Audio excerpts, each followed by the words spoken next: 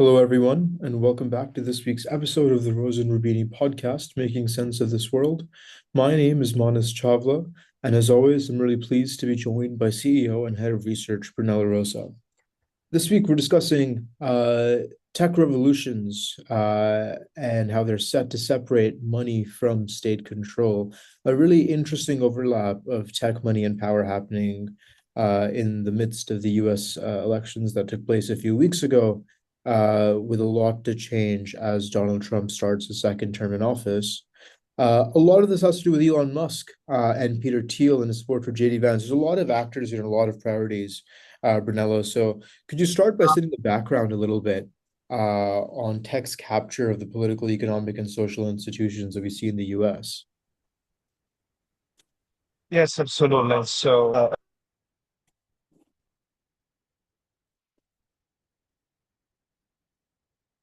One being Elon Musk and the other being Peter Thiel. Elon Musk, as we know, is not just this,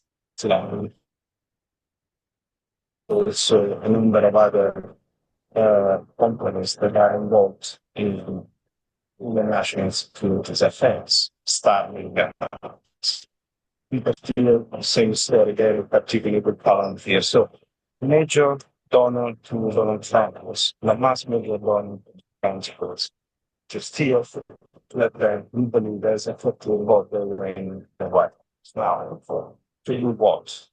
Clearly, they are not going to get there just to spend time and make nice stable food, which actually program that they have in mind. And uh, a key component of that usually is the best laboratory findings and the construction of the system. So we have uh, plan of the things we can be implementation. So providing the government machines is there with the project that I or this monthly each stage and another initiatives clearly show that these guys want to fulfill awarding each the major actors are not states and more sovereign entities, but rather large corporations, in particular large tech corporations. That's kind of the ultimate aim. One of the components of that is, of course, working on money and separating money from the state. Yeah. Uh, a lot of this, has to do with Trump's sort of widespread advocacy now of Bitcoin and of the kind of overall climate of stable coins, of central backed digital currencies. Brunello, you've written a book about this called Smart Money that's doing particularly well in the charts right now. What's the background to some of this, and what will Trump do in this sort of mix of Bitcoin, stablecoin, and everything else?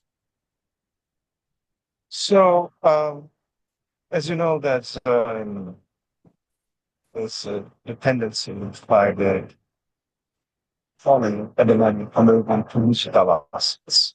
This digital assets phase will see three major forms of money.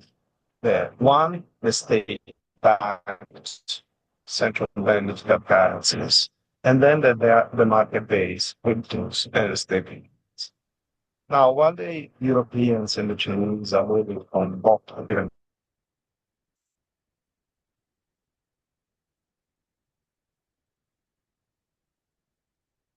European initiatives, the white US, white China and Europe are following that state based the US seems to go the other way around. That's so coming from the top.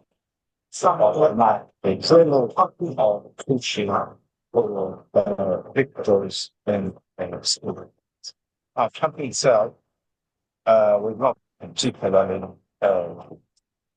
so but the news around to sons convinced in that those that I both continue and associated with them in as a middle victims itself. It's just like a point of it, so and logic and so on. That's been the growth.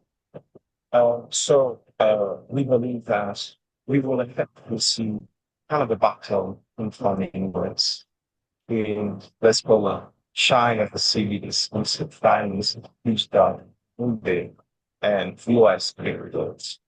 But eventually, if we look in the same field of digital assets, it's the more type of the patterns experiment without it will exist. So they will actually coexist at the same time, each of them playing a different function. Yeah.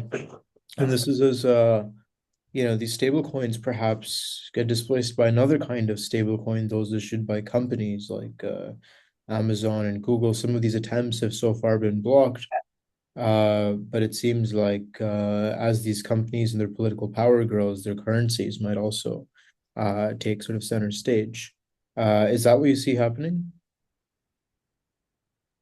Yes, absolutely. I mean, the stable points we are talking about, those those of the past, they are not just in the service. They're kind of the derivative of the victims. Shall associated with some form of relational assets, such as resident building.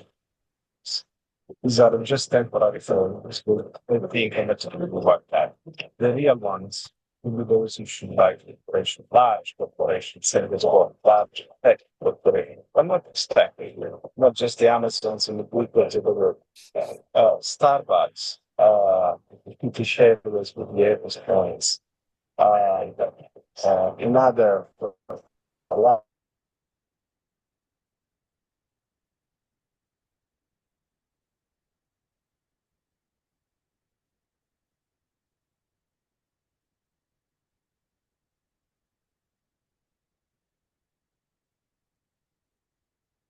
of understanding that the key form of money in the future will not be provided by the state, either directly through the currency issued by the central bank or indirectly through the currency and money issued by commercial banks, which are still state backed by a number of facilities. These will be issued by new types of actors, still in private sector, not necessarily finance related. Um, and they will not need the backing of the state. It will depend on the corporate amount. In some cases, those type of points will be more stable and reliable than the currencies issued by some very weak governments around the world. Think about some African republics, some Latin American countries, and so on. Their currencies is almost worthless compared to the currency issued by a large corporation.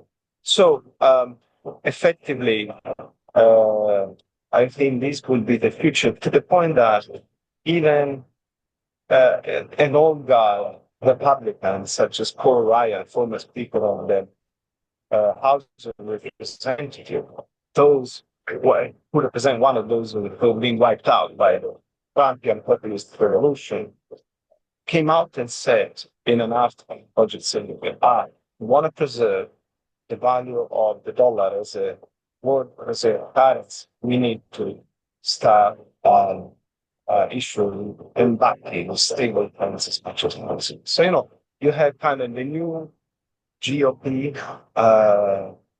guard represented by Trump backing because the old guard backing stable coins, and then in Europe and China with state leaders. So, this I think would be effectively the kind of challenge that we will see in coming months and years, and it will become more and more evident. The risk is that, of course, that of affecting the undermining the role of the state, something that has happened already, especially during the global financial crisis, where states agreed to gain to bail out the financial system globally, and this has massively weakened the confidence by citizens in state. The risk is that big tech, will finish the job that big finance started with the financial crisis in 2008. Yeah. As you say, this is a trend that we've seen coming perhaps for a long time, but Elon Musk has supercharged some of this, and the election is a bit of a watershed moment in advancing the interests of tech companies and making them significantly more powerful in contention with state interests. So, quite a major sort of realignment here that we'll continue to watch for years to come, really. But as always, Pernell, thank you so much for your time and insight. Thank you very much. Until next time.